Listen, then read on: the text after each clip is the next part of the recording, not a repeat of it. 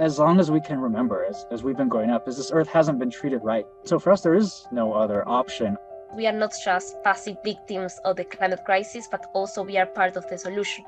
And we have to be there, and we have to have a space at the table. And hunger strike just sounded like something we needed to do to bring more attention to this climate crisis that the administration still isn't listening to us on. This is the earth calling to you to defend her. And each and every one of us must answer that call.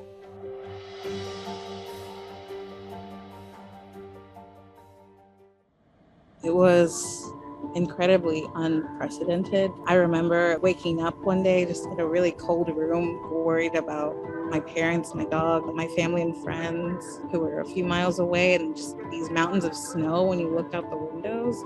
It was like nothing I'd ever seen before. And in just my small lifespan, I can tell you that the summers and winters from my childhood are no more. They don't exist. And I'm so afraid of what my nieces and nephews are gonna say when they're my age. Are they gonna have fresh air?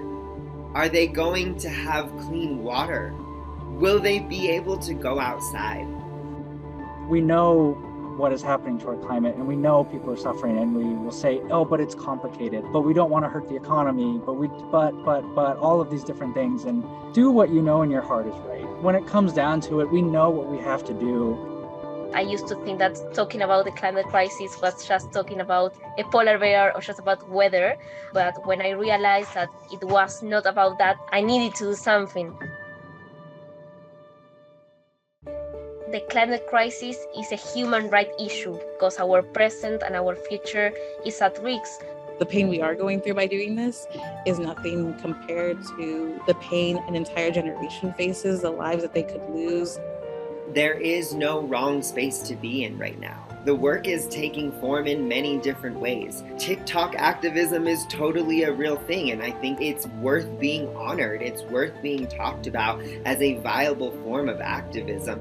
Why should we change and do things if you have a family member in the hospital, and do you say, no, we're not going to treat you? Or do you sit by their bed, and are you spending time with them and loving them through this whole process all the way up until the end?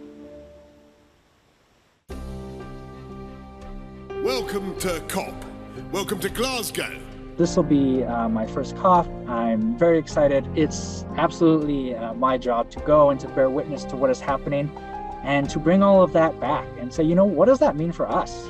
It's very important to be there, to talk in these spaces, to have a real voice. We have to be there to put pressure on the world leaders because we have no time. It is simply our call to the earth as the caretakers. And as many people in our communities will say, we don't own the land. Rather, the land owns us. Hi everyone, George Stephanopoulos here. Thanks for checking out the ABC News YouTube channel. If you'd like to get more videos, show highlights, and watch live event coverage, click on the right over here to subscribe to our channel, and don't forget to download the ABC News app for breaking news alerts. Thanks for watching.